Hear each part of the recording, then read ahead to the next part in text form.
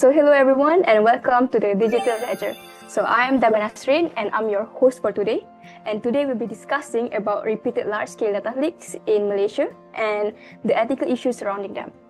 Joining me today are Mr. Amni Humaira, a fellow cybersecurity researcher who will help us understand the background of these incidents, and Miss Lee Yanxi, an experienced data analyst specializing in cybersecurity, who will share the ethical and software engineering perspectives throughout our discussion.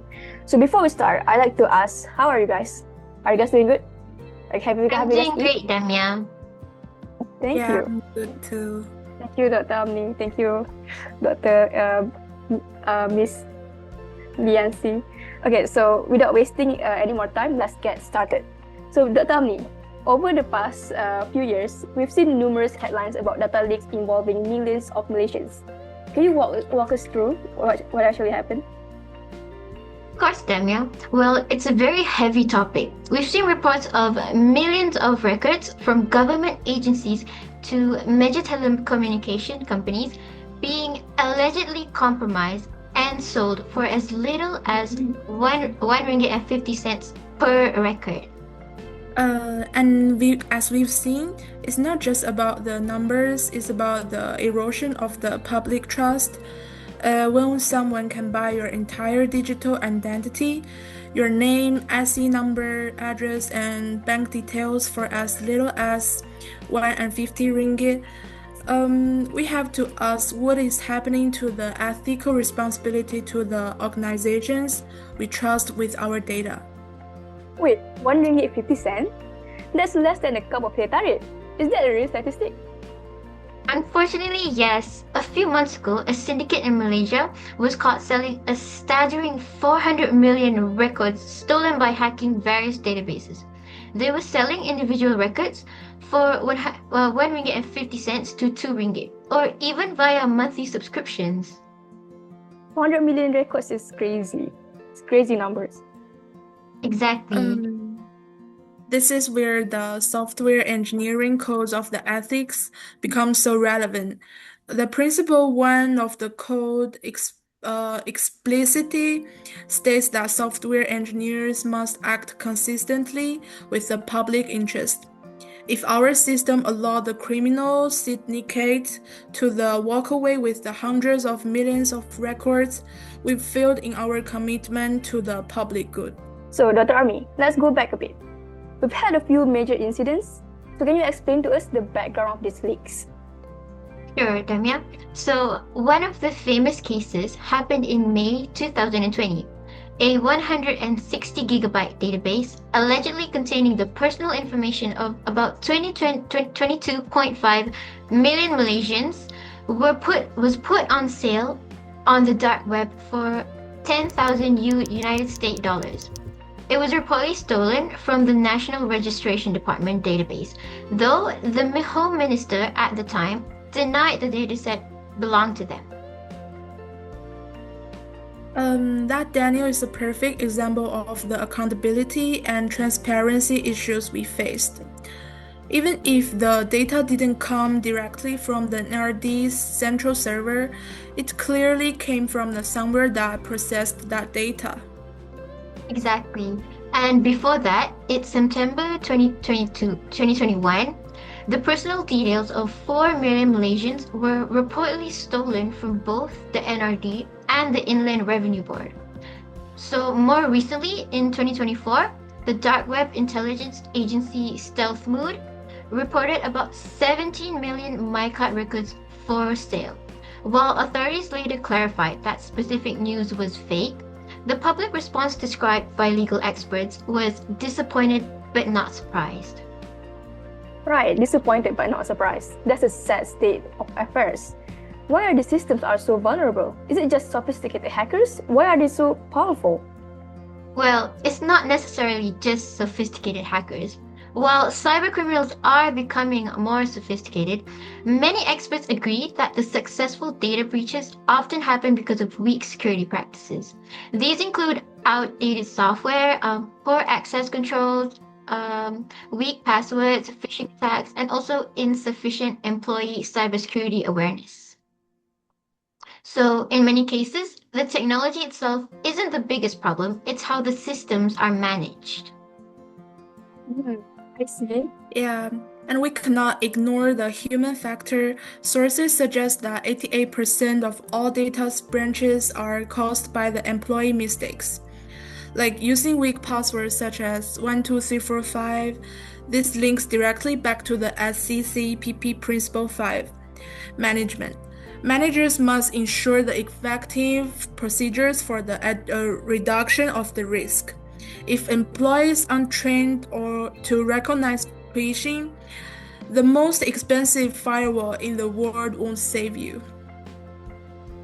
Well, now this leads us into an ethical side of things. How are we handling the privacy of these millions of citizens?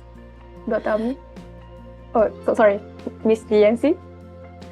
That's the most frustrating part. In Malaysia, we have the Personal Data Protection Act 2010, which has 7 principles for the protecting data. But there's a massive catch. Section 3.1, this section states that the federal and state governments are not subjected of the PDPA. Wait, so the organizations that hold our most sensitive data, like MyCat and TaxInfo, are legally bound by the same privacy laws as a private company? It's crazy. Precisely. If a private telco leaks your data, they can be fined up to 300,000 ringgit or face jail time.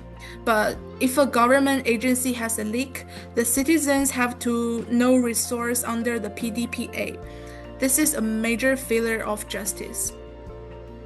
Yeah, and the damage is very real because researchers now classify data leaks as a new type of damage. It's not just a direct financial loss from a fraudulent loan or a hacked bank account. It's the mental damage, the anxiety, fear, and emotional trauma of knowing your biometric information is on the dark web forever. Well, I imagine the stakeholders in the situation see things very differently. So, Miss Yancy, how do the perspectives differ between, like, say, a citizen and a software engineer? For the citizen, it's a violation of the consent. They have no choice but to provide their data for government services. Yet they lose control of that data once it's processed.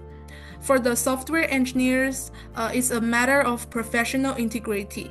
Under SECPP Clause 1.03, an engineer should only approve software if they have a well-founded belief that it does not diminish privacy. I see. That's good. And don't forget the private organizations like Maybank, which also faced leak allegations in July 2024. And for them, the stake is reputational damage. Once trust is eroded, customers are hesitant to use digital banking, which slows down the national digital transformation. So we have legal gaps, human error, and declining public trust. So what practical steps can organizations and the government take to reduce the future of data breaches? Well, if you ask me, Damia, the first step is strengthening cybersecurity practices. Organizations should conduct regular security audits, encrypt sensitive information, and update software promptly. And they should also implement stronger authentication methods, such as multi-factor authentication. And just as importantly, employees should receive continuous cybersecurity awareness training because many attacks begin with simple human mistakes. From an ethical and legal perspectives, stronger governance is equally important. Organizations should be transparent when data breaches occur and notify affected individuals promptly.